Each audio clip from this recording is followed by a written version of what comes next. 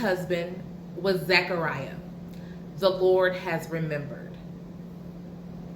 The name had been passed down for many generations and spoke to God's faithfulness in the past. But this child they were expecting was all about what God would do in the future. John means God is gracious. The naming moves us from the past to what God is doing now and in the days to come. Breaking tradition was not easy, but they felt it was important. With the name that broke with tradition, what then will this child become? Change is hard. Change is difficult, especially when you are weighed down by the past of people saying, "We've never done it this way before," or "We're too old to change," or even "We're too young to make any change." We, human beings, do not like change.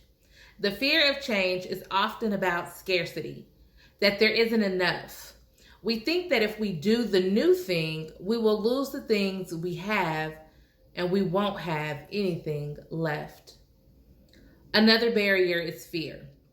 We are scared of doing things in a new way, so we repeat the past that we know, even if it might be hurtful. Therefore, the first step to change is to trust God.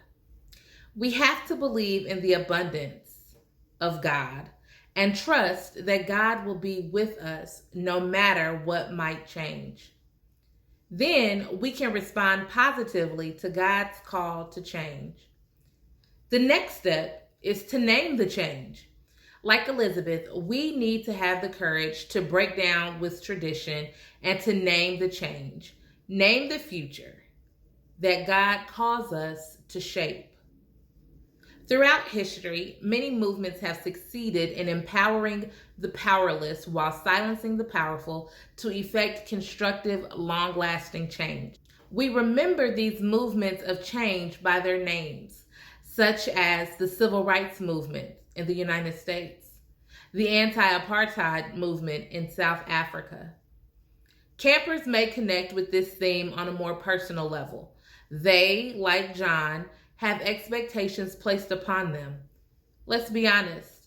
Elizabeth and Zachariah were taking away some historic expectations that came with one name, but they gave John a bunch of new expectations, and John had no say-so in it.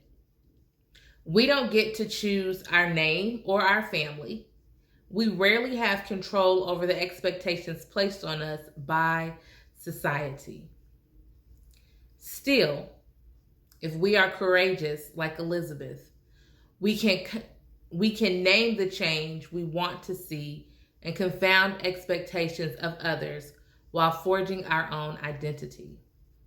Over time, people's expectations for us will be based on what we have done rather than what they assume.